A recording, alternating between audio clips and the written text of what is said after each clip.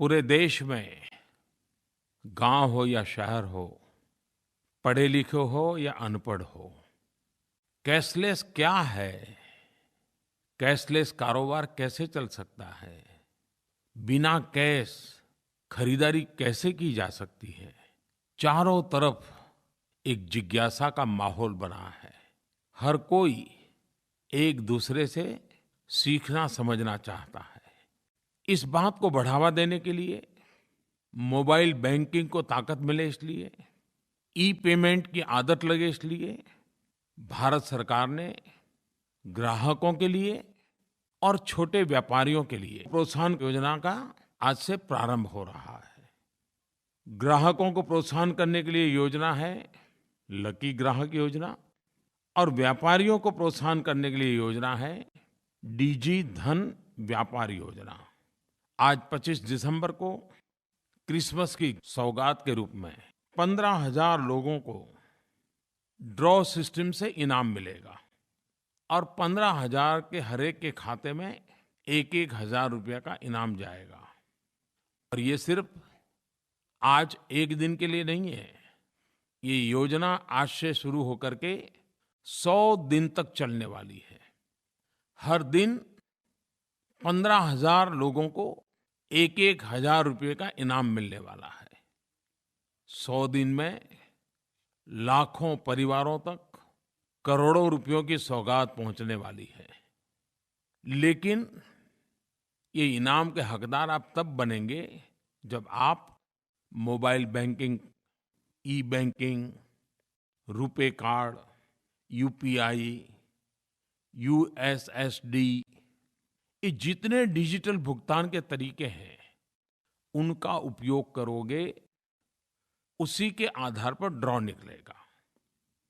इसके साथ साथ ऐसे ग्राहकों के लिए सप्ताह में एक दिन बड़ा ड्रॉ होगा जिसमें इनाम भी लाखों में होंगे। और 3 महीने के बाद 14 अप्रैल डॉक्टर बाबा साहब आम्बेडकर की जन्म जयंती है। उस दिन एक बम्पर ड्रॉ होगा जिसमें करोड़ों के इनाम होंगे। डिजी धन व्यापार योजना प्रमुख रूप से व्यापारियों के लिए है। व्यापारी स्वयं इस योजना से जुड़े और अपना कारोबार भी कैशलेस बनाने के लिए ग्राहकों को भी जोड़े।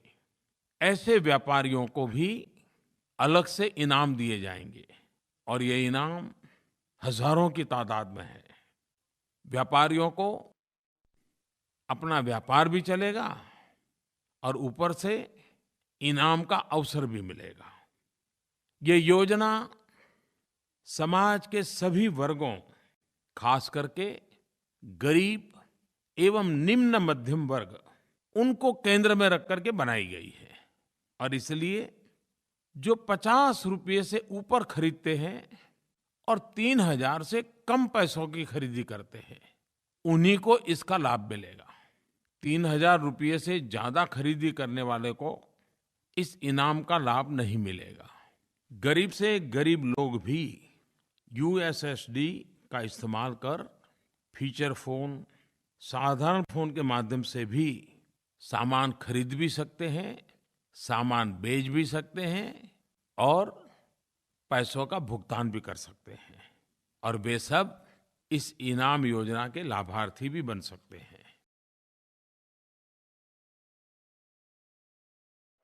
भाइयों बहनों, मैं हैरान हूं। आपने देखा होगा अच्छे अच्छे लोगों के चेहरे पर से चमक चली गई। पूरा दिन मोदी मोदी कर रहे हैं, मोदी मोदी। पहले पूरा दिन करते थे money money money money money, अभी बोल रहे मोदी मोदी मोदी।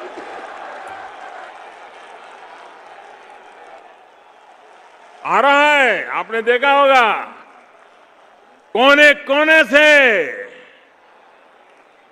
और कुछ लोग तो गरीबों के जाके पैर पकड़ते हैं। अरे तुम तो कितने अच्छे हो, तेरे दादा मेरे यहां मजदूरी करते थे, तेरी माँ मेरे बर्तन साफ करती थी। अरे तुम तो बहुत अच्छे हो, देखो बच्चे बड़े हो गए हैं, ऐसा करो मेरा ये 2-3 लाख रुपया तुम्हारे खाते में डाल दो। मैं देश के सभी जनधन अकाउंट वाले गरीबों को कहना चाहता हूं, जिसने भी आपको पैसा दिया है, जिसका भी पैसा आपने बैंक में रखा है, वो उठाइए मत।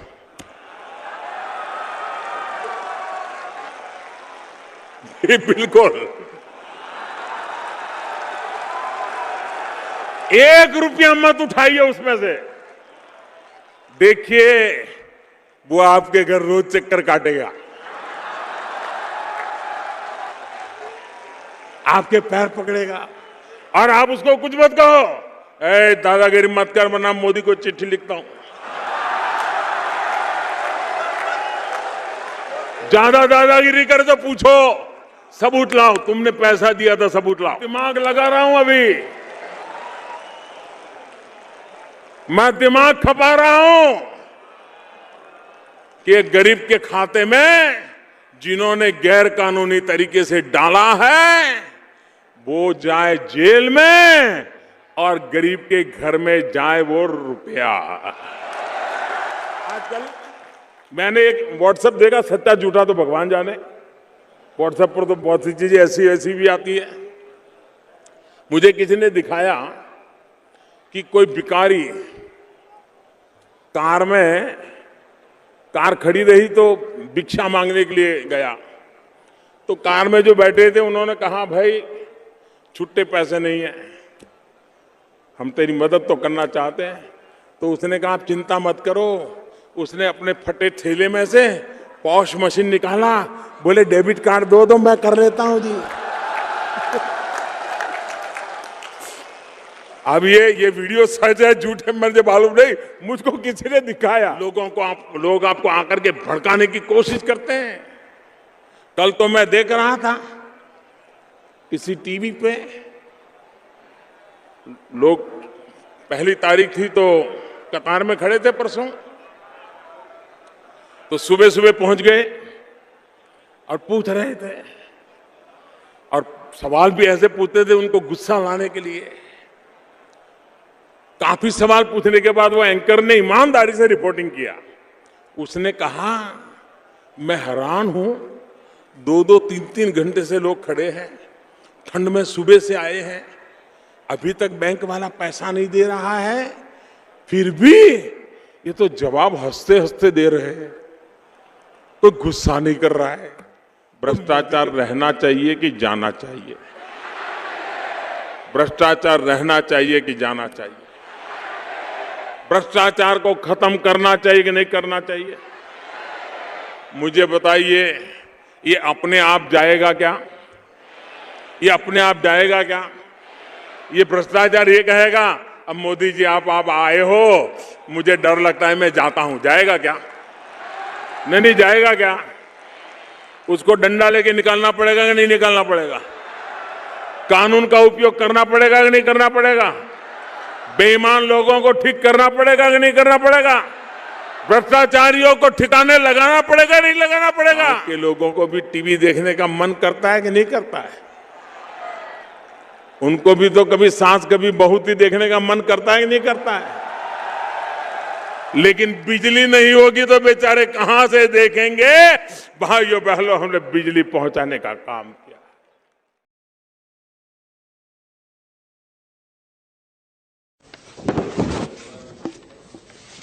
कभी कभार मुझे याद है पिछले सत्र में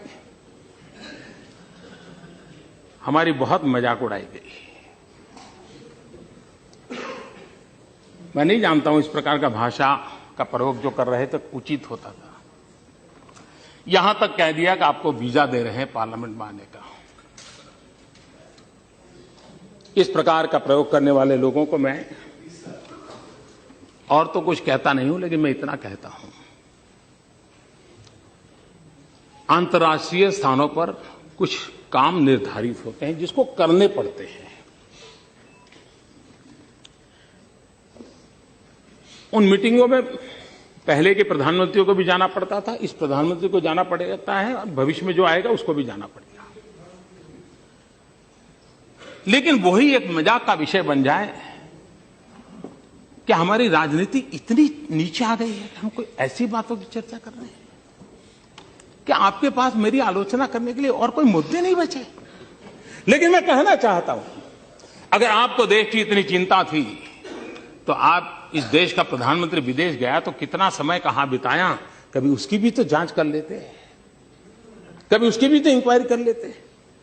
मैं आज कहना चाहता हूं जी, मैं जापान गया तो जापान मेरे कार्यक्रम में मैंने एक कार्यक्रम क्या जोड़ा, मैं वहां एक नोबेल लॉरिएट साइंटिस्ट याकामाहा को मिलने गया। क्यों? फोटो निकलवाने के लिए।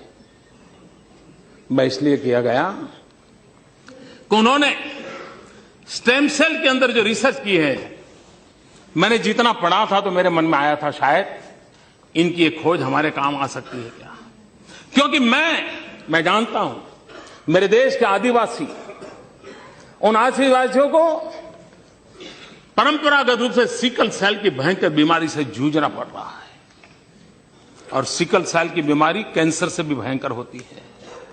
जिन्होंने सिकल सेल की बीमारी वालों के विषय में पूछा है तो पता चलेगा ये कितनी पीड़ादायक होती है और पीढ़ी दर पीढ़ी चलती है।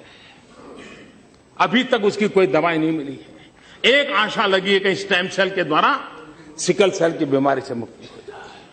हम गए तो वहां गए, उनसे चर्चा की, और बेंगलोर के हमारे साइंस इंस्टीट्यूट के साथ आज उस दिशा में हमारा काम हो रहा है कि स्टेम सेल्स के द्वारा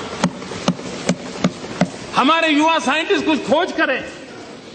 मेरे आदिवासी भाइयों को पीढ़ी दर पीढ़ी जो परेशानियों से जिंदगी गुजारनी पड़ती है, उससे वो बाहर आ रहे। हम ऑस्ट्रेलिया गए, G20 समिट में गए। हम कहां गए? मैं उस किसानों के साइंटिस्ट, एग्रीकल्चर साइंटिस्टों को मिलने गया, उनके लैब में गया जिन्होंने प्रति हेक्टर ज्यादा चना उगाने का और सबसे खराब धरती पर चना उगाने का सफल प्रयोग किया था, रिसर्च किया था। कहीं पढ़ा था मैंने, मेरे मन में पढ़ा था, मैं उनके पास गया। हमारे देश को पल्सिस में हम बहुत पीछे हैं। देश को पल्सिस की जरूरत है। गरीब आदमी को न्यूट्रिशन फूड के लिए प्रोटीन जरूरत है। हमारे देश के गरीब को प्रोटीन मिलता है दाल में से, पल्सिस में से मिलता है। अगर हम हमारा किसान अच्छी मात्रा में पल्सिस पैदा कर सकता है, अगर प्रति हेक्टर ज्यादा पल्सिस पैदा कर सकता है, तो उसको भी अच्छी आय मिलेगी और हमारे गरीब का भी भला होगा। और इसलिए मैं उन साइंटिस्ट को पास जाकर के घंटे बिताए ये समझने के लिए कि बताइए मेरे देश के किसानों को ज्यादा पल्सिस पैदा करने के लिए क्या रास्ता हो सकता है, ज्यादा चना पैदा करने के लिए क्या रास्ता हो सकता है, अरहर पैदा करने के लिए क्या रास्ता हो सकता है, उसके लिए मैंने समय बिताया। मैं एक और साइंटिस्ट के पास गया, इस बात के लिए गया मिलने के लिए कि उन्होंने केले में कुछ नई खोज की थी। मैं समझना चाहता, मुझे पूरा पता नहीं था, तो मैं ऐसे ही चला गया उनके पास, उनके साथ बैठा, उनकी लैब देखी, उनके प्रयोग देखे। उन्होंने केले में न्यूट्रिशन वैल्यू बढ़ाने में बहुत सफलता पाई है, अधिक विटामिन को पाने की सफलता पाई है। केला ये अमीरों का फल नहीं है मेरे भाइयों बहनों, केला एक गरीब से गरीब का फल होता है। अगर केला उसमें न्यूट्रिशन वैल्यू बढ़ता है, विटामिन अगर ज्यादा अच्छे मिलते हैं और इस प्रकार की खोज के साथ केला बनता है, तो मेरे देश का गरीब से गरीब व्यक्ति केला खाएगा, उसको ज्यादा ताकत मिलेगी। अगर विदेश जाते हैं तो इस काम के लिए जाते हैं। देश का गरीब हमारे दिमाग में होता है, देश का आदिवासी हमारे दिमाग में होता है, देश का किसान हमारे दिमाग में होता है। और दुनिया में जो भी अच्छा है, जो मेरे देश के गरीबों के काम आए, उसको लाने की एक तड़प होती है। उस तड़प के लिए हम कोशिश करते हैं और इसलिए